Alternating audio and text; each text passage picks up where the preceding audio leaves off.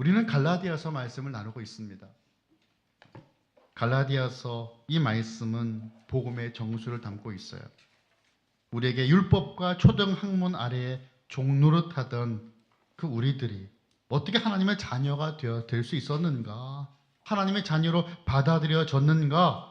하나님이 약속하신 모든 복을 유업으로 받게 되었는지를 말씀합니다. 우선 바울은 한 가정을 예를 들어요. 하나님의 유업을 받게 되는 모습을 설명하는데 로마 시대 당시 가정은 한 아버지를 중심으로 구성이 되죠. 이것은 이제 우리 사회와 얼핏 비슷해 보이지만 그 당시에는 이것은 사실 굉장한 아버지가 갖고 있는 상징의 의미는 더 컸다라는 겁니다. 아버지는 그 집에서 가장 큰 권력을 갖고 있었고 모든 관계의 중심이었고 재산도 갖고 있습니다. 바울이 한 가정의 아버지를 선택해서 지금 무엇을 설명하려고 하냐면 하나님 아버지의 권위를 설명하고 있어요. 여러분 아들이 나옵니다. 이 아들은 상속자예요. 여러분 상속자면 당연히 모든 것을 갖게 될 사람 아니겠어요? 그런데 성경 보니까 이 상속을 받게 될 자가 아버지의 합법적인 상속자라 할지라도 바로 그렇게 아버지 아들을 인정받지는 못한다라는 겁니다. 보통 14세까지 14살까지는 후견인 아래에 있게 됩니다. 아무리 친아들이어도 그 시간이 되기 전까지는 아들처럼 대하지 않습니다. 그 대신 가장 똑똑한 노예를 아들의 가정교사로 두어서 그 아들을 혹독하게 종처럼 훈련을 받게 합니다. 여러분 이 가정교사가 바로 사도 바울이 갈라디아서 3장 24절에서 말씀하는 초등교사예요. 24, 25절 제가 보겠습니다. 이같이 율법이 우리를 그리스도께로 인도하는 초등교사가 되어 우리로 하여금 믿음으로 말미암아 의롭다함을 얻게 하려 함이라. 믿음이 온 후로는 우리가 초등교사 아래에 있지 아니하도다. 초등교사는 일반적인 선생을 뜻하는 헬라어와 다른 단어가 쓰였습니다. 그럼 이 단어는 뭐냐? 바로 보호자에 더 가까운 파이다고고스라고 하는 단어가 쓰였어요. 아이가 성년이 되기까지 보호하고 기본적인 교육을 행하는 자가 바로 초등교사다. 여러분 이미 제가 말씀드린 것처럼 보통 가정에서 일하는 그 종 가운데 이 일을 담당시켰습니다. 사도 바울은 율법이 초등교사처럼 우리를 그리스도께 인도하였다라고 했어요. 사람들에게 하나님의 뜻을 드러내고 선악을 가르치는 율법의 역할을 초등교사로 나타내고 있는 것입니다. 그런데 이 초등교사는 긍정적이고 좋은 의미로 쓰인 것만은 아니었어요. 초등교사인 이 파이다고고스는 아이를 감독하고 통제하며 훈육하는 존재입니다. 그러면 당연히 그 아이의 입장에서 어떨까요?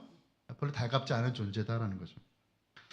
초등교사인 이 파이다고고스는 정말 바울이 언급하는 이 사람은 등하굣길에 학생들을 데려다 주는 그리고 아이가 스스로 책임질 나이가 될 때까지 매나 회초리를 들고 엄격하게 행실을 단속하는 훈육 교사인 것입니다. 시간이 되어 아이들이 이제 상속자로 세워질 수 있을 때 이 초등교사는 주인에게 이렇게 보고를 했을 것입니다. 주인님, 이제서야 아드님께서 인간다운 인간이 되었습니다. 지적인 부분, 도덕적인 부분, 모든 부분에 이르기까지 인간이 되었습니다. 라고 보고를 하며 이제 이 과정을 마쳤을 거예요. 주인은 그때서야 성식을 치르고 아들을 진짜 자신의 아들로 받아들이게 됩니다. 나이가 이르기 전에 억지로 상속자의 권한을 행사하려고 한다면 당연히 문제가 생기겠죠. 마찬가지로 상속자의 권리를 행할 수 있는 나이가 되었는데도 불구하고 여전히 종처럼 산다라고 하면 여러분 그것 또한 문제라는 것입니다. 믿음이 생기기 전에는 율법의 간수처럼 우리를 옥에 가두었습니다. 믿음을 갖기 전에는 율법이 마치 우리를 감시하는 감시인처럼 우리를 엄격하게 훈육을 했습니다. 그러니까 사도 바울의 논리는 다시 율법으로 돌아가는 것은 마치 이미 사면된 죄수가 날마다 감방으로 돌아가는 것과 같다라는 것입니다. 이미 학교를 모두 졸업한 사회인이 되었는데 화장실 갈 때마다 물어보는 거죠. 화장실 가도 됩니까? 여러분 혹시 쇼생크 탈출이라는 영화를 보셨습니까? 아주 유명한 영화, 대작이죠. 쇼생크 탈출이라는 영화를 보면 앤디라고 하는 주인공이 나오는데 이 앤디가 누명을 쓰고 감옥에 갑니다. 이 감옥에서 일어나는 해프닝들과 그리고 탈옥하는 이야기를 영화로 그렸죠. 근데 앤디가 이 감옥에서 레드라고 하는 한 흑인 남자를 만나요. 그래서 아주 친해지는데 그 남자가 바로 이제 모르겐 그 프리먼이라고 하는 아주 유명한 배우 아니겠습니까? 그래서 이 친구를 만나고 교제를 하면서 그래도 힘든 시간들을 이제 이겨내는데 이 레드가 가석방을 받아요. 근데 이 사람은 정말 거의 평생을 다 감옥에 사는 사람이에요. 가석방에 돼서 사회에 나왔는데 정부에서 일자리도 줬어요. 이제 어떤 가게에서 이제 캐셔 잡을 하면서 이제 일을 하는데 이 사람이 이제 매니저한테 갑니다. 저 화장실 가도 됩니까? 네, 그러니까 이제 매니저가 갔다 오라고. 근데 한두 번 해야죠. 또 갔다 저기요. 저 화장실 가도 됩니까? 몇 번 하니까 이 매니저가 부릅니다. 화장실 가고 싶으면 아무 때나 가도 됩니다. 자유를 모르니까. 한 번도 자유를 경험해 본 적이 없으니까 화장실 가고 싶으면 허락을 받아야 되었던 거예요. 여러분 그 모습이 율법의 모습이죠. 율법 아래에 종된 모습과 같은 모습입니다. 존 스토트 목사님은 이렇게 말을 했어요. 우리가 먼저 모세에게 가서 정죄를 받지 않으면 그리스도께 나아가 의롭다함을 받을 수 없다. 그러나 우리가 일단 모세에게 가서 우리의 죄와 죄책과 죄책감을 인정하였다면 그것에 머물러 있어서는 안 된다. 우리는 모세를 통해 그리스도께 나아갈 수 있어야 한다라고 이야기를 하였습니다. 율법의 고유 기능은 가르침이라는 것은 물론 인정함이지만 율법이 사람을 변화시키거나 하나님의 뜻을 따라 살 수 있게 만드는 것은 아닙니다. 한계를 갖고 있어요.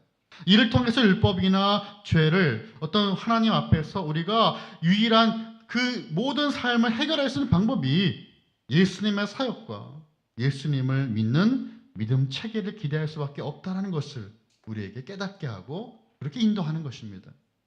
갈라디아 성도 교회 성도들은 이미 하나님의 자녀예요. 복음 들었어요. 믿었어요. 그럼 다시 종으로 돌아가려는 것이 문제였습니다. 그래서 사도 바울은 그들을 향해 4절 앞부분 이렇게 말씀합니다. 때가 참에 하나님 그 아들을 보내셨다라고 말씀하는 거예요. 이미 보내셨다라고 말씀하는 거예요. 하나님이 당시 아들까지 보내주셨는데 왜 다시 종으로 돌아가려느냐? 주인의 집 아들이라는 사실이 밝혀졌는데 왜 종의 아들로 살려고 하느냐? 라고 목소리를 높이는 것입니다.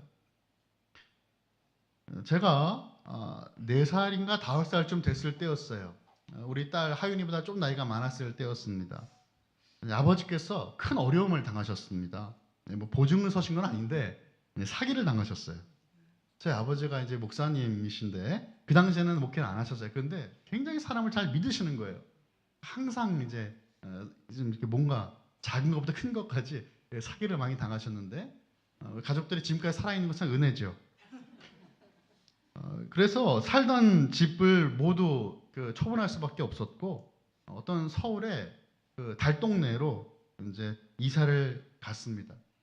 근데 그 당시에 그런 집들이 많이 있었어요. 그래서 이제 그 집이 뭐 주택도 아니에요. 그냥 집인데 그 주인 집이 있고요. 그 옆에 창고가 하나 있었어요.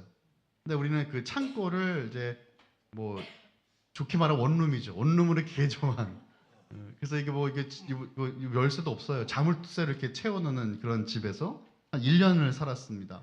화장실 당연히 없고요. 뭐 부엌도 없어요. 그냥 이렇게 문 밖에 나가면 이렇게 공간이 있는데 거기에 뭐 이렇게 번호 하나 두고 부엌 되는 거고 화장실은 밖에 나가서 어떤 공간에서 화장실을 쓰고 그렇게 1년을 사는 겁니다. 저 어릴 때였으니까 이제 마당에 나가면 집 주인의 그 아들들이 있었어요. 2명 정도 있었던 것 같은데 형들이니까 이제 막 같이 놀려고 하면 안 껴줍니다, 저를. 아니 어디서 이렇게 온 애가 감히 주인집 아들들과 놀려고 해? 이런 분위기. 뭐 저 어리니까 모르죠. 형들이니까 좋아서 막 옆에서 놀려고 하면 이렇게 안 껴주고 그래서 막 이렇게 소리를 높이면 엄마한테 혼났던 기억이 나요. 어머니한테. 그 시끄럽게 하면 안 된다. 우리 조용히 있어야 된다. 그래서 이게 어렴풋하게 그런 생각을 합니다. 주인집 아들로 태어나는 게 참 좋았을 텐데. 주인집 아들들이 그렇게 부러웠어요. 그 마음이 아직도 생생합니다. 물론 그 집에서 1년밖에 살지 않았어요. 이사를 가는 날이 되었습니다. 얼마나 좋았는지 몰라요. 저희 가족들이 세 식구였는데 그때는 동생이 없었으니까요. 아버지, 어머니, 제가 세 식구가 파티를 했던 기억이 나요. 사진도 찍어서 저 사진도 갖고 있는데 케이크에 불 켜놓고 너무나 좋았던 기억이 납니다. 이사를 갔는데 그 이 집은 우리 집이잖아요. 이제 나는 이 집의 아들이다. 자유로운 겁니다. 뭐 뛰기도 하고 소리를 져 누가 뭐라 할 거예요. 우리 집이니까. 여러분, 우리 하나님의 자녀예요. 종이 아니에요. 이 모든 만물을 지으신 하나님의 자녀가 저와 여러분들이에요. 종처럼 살지 말아야 한다라고 우리 주님 말씀하시는 것입니다. 신앙생활에 있어서 내가 누구인가를 아는 것은 정말 중요합니다. 우리가 누구입니까? 우리 종인가요? 아니에요. 우리는 하나님의 자녀입니다. 우리가 겪는 많은 신앙의 문제들은 사실 우리가 하나님의 자녀라고 하는 사실이 흐려질 때, 이 확신이 약해질 때 생겨나는 것들이에요. 내가 하나님 자녀가 맞나? 나 구원받았나? 믿음이 흔들리고 갑자기 믿음이 사라지는 것 같고 하나님 멀리 계신 것 같은 이 모든 것들은 내가 하나님의 자녀라는 그 사실이 약해질 때 생깁니다. 만약 율법을 다 지킴으로 완전해져서 우리가 하나님의 자녀가 되는 것이라면 그 누구도 그렇게 될 수 없을 겁니다. 그렇기에 하나님은 우리에게 그 아들 예수 그리스도를 보내주셨어요. 하나님의 아들 예수 그리스도는 우리를 하나님의 자녀로 입양시키시는 자격과 능력을 가지신 분입니다. 속량, 우리 지난주에 말씀 나눴죠? 대신 값을 치르신 이 속량의 은혜를 베풀어 주신 예수님을 믿음으로 우리는 하나님의 자녀가 되었습니다. 이제 우리에게 남은 일이 있다면 하나님의 자녀로 사는 거예요. 살기 위해 지키는 것이 아니라 하나님의 자녀로 살아가는 거예요. 우리에게 남은 일 바로 그것이다. 그렇다면 하나님의 자녀로 사는 것과 종으로 사는 것에 대해서 함께 말씀을 짧게 살펴보겠습니다.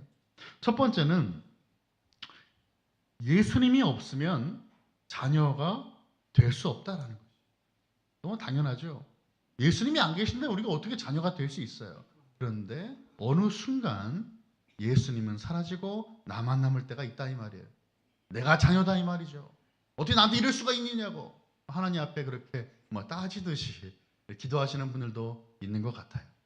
예수님 없으면 우리 하나님의 자녀 될 수 없어요. 예수님이 없었다면 율법이 있는 유대인이든 율법이 없는 이방인이든 모두 종살이 인생을 끝났을 것입니다. 율법 아래에 있는 유대인들도 후견인과 청지기 아래에서 종이나 다를 바 없는 그렇게 살고 있는 아들과 같은 거예요. 아브라함의 자손이라고 하는데 여러분 결국에는 아직까지는 율법 아래에 있으니까. 그리고 초등 학문 아래에 살던 이방인들도 우상의 종에 불과했다라는 거죠. 오늘 보면 3절의 말씀 보니까 이렇게 말씀합니다. 이와 같이 우리도 어렸을 때에 이 세상의 초등 학문 아래에 있어서 종 노릇하였더니 라고 말씀하죠. 갈라디아 교회 성도들이요, 초등 학문으로 돌아가서 그것을 섬기는 지경에까지 이르렀다라는 것이에요. 초등 학문이라고 하는 그 말이 헬라어로 보니까 스토이케이아라고 하는 단어예요. 근데 이 말은 기본 원리, 기본 요소라는 의미입니다. 헬라 철학에 4가지 기본 요소가 있습니다. 그것이 무엇이냐? 흙, 공기, 불, 물.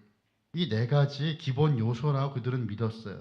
그러니까 이것이 인간의 문명에 영향을 미친다고 해서 이거 숭배하기도 했죠. 그러니까 모든 게 다 이 모든 세상들이 이 4가지 요소로 이루어졌다라고 본 거예요. 그러니까 모든 그들이 섬겼던 신들과 모든 문화의 중심에 이 4가지 요소가 있는 거죠. 고대 문화를 보면 대부분 우상과 신들이 이에 연결되어 있습니다. 이것을 숭배하고 섬길 때 미신적인 것 혹은 율법적인 신앙을 갖게 되고요. 결국 이러한 초등 학문에게 종노릇하는 것과 같아진다라는 거예요. 종노릇하는 거 아니에요. 주인의 자를 내어주는 거예요. 모든 결정을 할 때 여러분 예를 들어볼게요. 이사하면 딱 떠오르는 게 뭘까요? 이사 가면 날짜를 잘 잡아야지. 왜 잘 잡아요? 그냥 여러분 편하신 날 잡으시면 되잖아요. 근데 우리도 모르게 잡혀 있는 거예요. 이삿짐 센터에 전화 가서 싼 날 잡으시면 돼요. 근데 거의 싼 날은 우리가 알다시피 손 있는 날 없는 날 그렇게 나뉜다고 하더군요. 귀신이 따라온대요. 왜 믿으세요? 현혹되지 말자고요. 종노릇하는 게 다른 게 아니에요. 멀리 있지 않아요. 너무 가까이 있어요.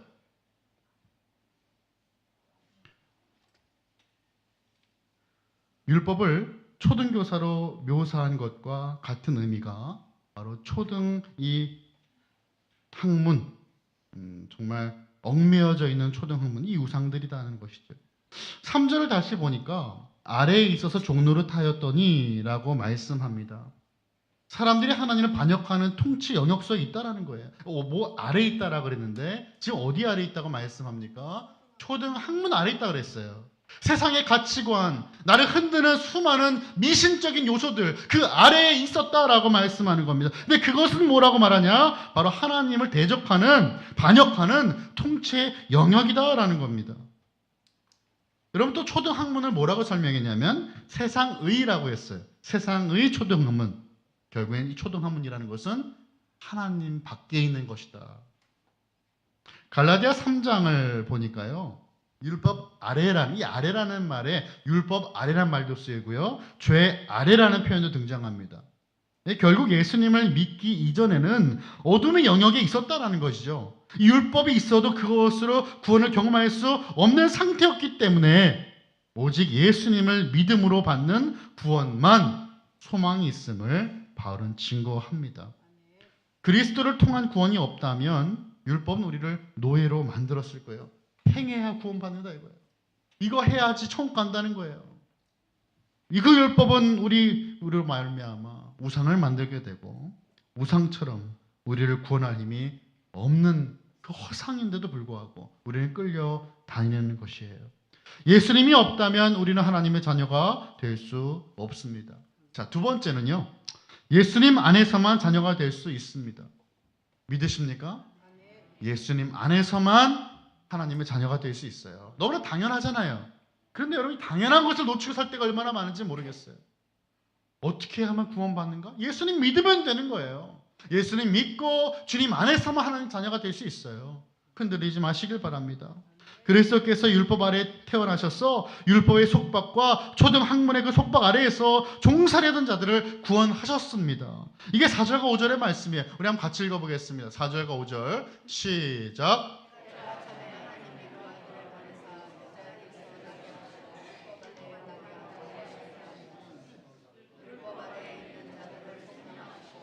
우리로 아들의 명분을 얻게 하려 하시리라. 아멘. 어둠의 영역에 있던 자들을 해방시키시는 예수님의 사역을 말씀합니다. 과정의 그 시작이 뭐냐? 때가 차서 하나님의 아들을 세상에 보내셨다라는 말이죠. 여러분, 때가 찼다라는 말이 뭘까요? 이 말은 하나님의 계획에 따라 우리 구원의 과정을 실행했다는 의미예요. 그러니까 어떤 그냥 우연히 마음대로가 아니고 분명한 계획 아래, 계획 안에서 하나님께서 이 구원의 역사를 일으키셨다라는 것을 말씀합니다. 그리고 아들을 보냈다라고 하는 것은 예수님의 그 사역이 이 구원의 과정의 핵심이다라는 거예요. 아들이 오셨기에 구원이 가능했다라는 것입니다. 바울은 여기에 아들에 대한 두 가지 묘사를 더하고 있어요. 먼저는 여자에게서 났다라는 말입니다. 성육신이죠. 성육신. 예수님 온전한 하나님, 온전한 사람으로 이 땅에 오셨다라는 뜻입니다. 다른 하나는 율법에서 났다라고 표현하고 있습니다. 하나님을 반역하는 통치 영역 속으로 예수님이 들어오셨어요. 이 두 가지 설명은 예수님이 어둠의 영역 속에 있는 사람들과 같은 똑같은 상태로 존재했다는 것을 말씀하고 있어요. 죄는 없으신데 사람들과 고통을 함께 했기 때문에 그들을 긍휼히 여길 수 있었다라는 거죠. 여러분, 이 말씀이 히브리서 4장 15절 말씀입니다. 우리 한번 같이 읽어보겠습니다. 히브리서 4장 15절 시작. 우리에게 있는 대제사장은 우리의 연약함을 동정하지 못하실 리가 아니요 모든 일에 우리와 똑같이 시험을 받으신 이로되 죄는 없으시니라. 아멘. 사람들 대신 율법의 저주를 받으셨어요. 죄의 문제를 해결하시고 어둠에서 빛으로 이동하는 길을 만들기 위해 이 땅에 오셨어요. 골로새서 1장 13절 14절의 말씀을 또 한번 같이 읽어보겠습니다. 띄워주시고 시작. 그가 우리를 흑암의 권세에서 건져내사 그의 사랑의 아들의 나라로 옮기셨으니 그 아들 안에서 우리가 속량 곧 죄사함을 얻었도다. 아멘. 예수님이 어둠의 영역에 오신 이유는 율법의 정죄 아래 있던 자들을 속량하기 위하여 자녀됨의 그 명분, 입양된 가족의 상태를 얻기 위해서다라고 말씀하고 있습니다. 예수님을 믿음은 바로 하나님 안에서 우리가 하나님의 자녀가 될 수 있는 명분이 생기는 것이다라는 것을 말씀하는 거죠. 예수님을 믿는 그 사람들이 이제는 종살이에서 해방되어 하나님의 아들이 되게 하셨습니다. 6절의 말씀 제가 읽어봅니다. 너희가 아들임으로 하나님이 그 아들의 영을 우리 마음 가운데 보내사 아빠, 아버지라 부르게 하셨느니라. 아멘.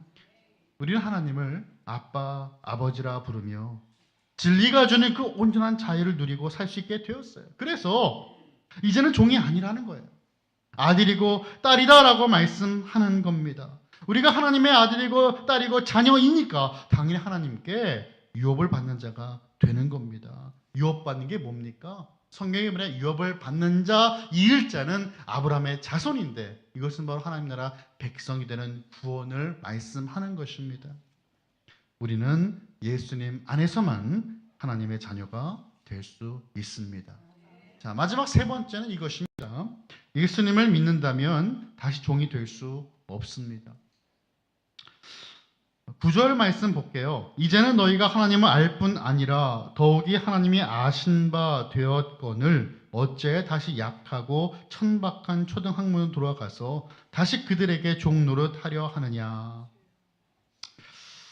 만약 성도들이 율법의 이 행위로 다시 돌아감으로 이 천박한 이 우상 숭배의 초등학문을 숭배하는 삶으로 돌아간다면 여러분 그것은 하나님의 부르심을 저버리는 일이다라는 것입니다. 그리고 그리스도의 죽음을 헛되이 만드는 일이다라고 말씀하는 거예요. 우리가 정말 예수님 믿는다면 여러분 다시 종으로 돌아갈 수는 없습니다. 하나님 택하신 받은 주 구원받은 주의 백성이 다시 그 자리로 돌아갈 수는 없다. 되어서는 안 된다라는 것이 오늘 바울의 말씀이죠. 11절에 이렇게 말씀하죠. 내가 너희를 위해 수고한 것이 헛될까 두려워하노라라고 말씀하고 있어요. 내가 그렇게 주님 안에서 너희를 섬겼고 복음을 전했는데 이 모든 것이 헛것이 될까 나는 두렵다. 그래서 바울이 계속 반복하는 거예요. 율법이 아닌 복음이고 예수 그리스도다. 종이 아니라 자녀다. 이것을 계속 우리에게 반복하여 말씀하는 것입니다. 그리스도의 죽음을 헛되이 만드는 일이 바로 그것이다라는 것이죠. 진리를 따라 바르게 걷는 삶과 정반대의 길을 걷는 겁니다. 여러분, 이스라엘 백성들이 출애굽 당시의 상황이 어땠습니까? 노예였어요. 맨날 기도하는 거예요. 하나님 우리를 구원하소서. 그래서 하나님 그 기도를 들으셨어요. 그리고 출애굽시켜 주셨습니다. 여러분 출애굽 당한 다음에 우리 같으면 어떨 것 같아요? 너무 좋을 것 같잖아요. 이스라엘 백성들이 뭐라고 해요? 야, 이 광야는 아무것도 없네. 마늘도 없고 파도 없고. 음식이에요, 음식. 음식 이거 없다고 애굽으로 돌아가자고 얘기한 사람들이 이스라엘 백성들입니다. 아, 주여. 여러분 그 모습이 우리의 모습이죠. 음식이 없고 물이 없다. 차라리 배불리 먹었던 그곳으로 돌아가고 싶다. 애굽 돌아가자. 이게 이스라엘 백성이었습니다. 리더가 잠깐 보이지 않았어요. 시내산 올라갔습니다. 여러분 그 사이에 무슨 일이 벌어졌습니까? 황금 송아지 만들고 이게 하나님이다라고 그러고 춤추며 우상 숭배하고 있는 겁니다. 자기는 그 예배라고 얘기하는 것이죠. 그런 악행. 다시 말해 하나님을 떠나 우상을 다시 숭배하는 그 모습들이 결국에는 다시 율법으로 돌아가는 것, 초등 학문으로 돌아가는 것, 하나님을 저버리는 행위입니다. 숭실대학교 기독교학과 김혜권 교수는 하나님의 도성 그 빛과 그림자라는 책에서 오늘날 한국 사회의 주요 이데올로기를 돈과 권력으로 꼽았어요. 우리 다 알고 있죠. 우리에게 우상이 있다면 돈일 것이고 권력일 것입니다. 우리의 삶에는 그런데 이것이 꼭 필요한 것이죠. 뭐 돈 없으면 안 되잖아요. 또 인정도 필요해요. 권력도 필요합니다. 돈도 하나님이 주신 것이고요. 높여주시는 것도 하나님이 허락하셔야 가능한 것입니다. 그런데 이처럼 하나님께서 우리가 허락하신 선물들이 우상이 될 수 있다는 거예요. 우상은 멀리 있지 않습니다. 굉장히 매력적인 모습으로 다가오는 거예요. 그래서 더욱 조심해야 되는 것이죠. 존 칼빈의 말처럼 전적으로 타락한 우리들의 마음은 우상 공장입니다. 계속해서 우상을 찍어내는 거예요. 이거 하나 없애면 다른 게 또 생겨요. 이게 우리들의 마음이에요. 마음에 새롭게 하는 마음의 할례를 받지 않으면, 예수 그리스도 연합하여 주님 안에 거하지 않는다면 우리는 여전히 똑같은 죄인으로 살게 될 것입니다. 말씀을 정리합니다. 예수님을 믿는 저와 여러분은 종이 아니라 하나님의 자녀입니다. 이 말은 우리는 자유인이다 이런 말이에요. 자유인의 삶은 노예의 삶으로 벗어나는 삶이에요. 방종의 삶이 아닙니다, 여러분. 이것은 자유의 삶이에요. 영원한 죽음의 종살에 세방되는 일입니다. 이제는 율법의 그 정죄에서 벗어나 생명의 길로 인도하는 하나님의 말씀을 듣게 되었어요. 내 자유의 의지를 가지고 주의 말씀을 따라 살 수 있게 되었습니다. 어떻게? 하나님의 자녀로, 하나님의 자녀다운 삶을 살게 된 것입니다. 우리를 구원하신 예수님 안에 거하고 예수님과 하나 되는 이 연합의 삶을 살아갈 수 있는 그 삶, 바로 저와 여러분 하나님의 자녀의 삶이에요. 여러분들, 제가 말씀을 준비하면서 가만히 묵상해 보았는데, 하나님의 자녀로 살아가는 그 키는, 핵심은 하나님 앞에서 순수한 아이가 되는 거예요. 여러분, 아무리 나이가 많은 아들이어도 아버지 앞에 서면 아들이에요. 아무리 나이가 많은 딸이어도 엄마 앞에 서면 그저 딸이에요. 사실 저는 이것을 많이 생각하지 못했어요. 그런데 가만히 생각해 보니까 그렇더라고요. 이 아들됨이라고 하는, 이 자녀됨이라고 하는 것은 우리가 어떤 사람이 되든 상관이 없어요. 변하지 않는 거예요. 하나님 우리를 이렇게 부르셨다는 거죠. 내가 너를 지명하여 불렀나니 너는 내 아들이다. 나의 자녀다라고 부르신 거예요. 이게 하나님의 선포며 하나님의 예정이고 택함이에요. 예수님 말씀하십니다. 진실로 너에게 이르노니 너희가 돌이켜 어린 아이들과 같이 되지 아니하면 결코 천국에 들어가지 못하리라. 왜 이런 말씀하셨을까요? 물론 아이들을 뭔가 이렇게 낮게 여기는 그 당시의 문화가 있었지만, 여러분, 하나님 앞에서 우리는 모두 아이의 모습이에요. 자녀예요.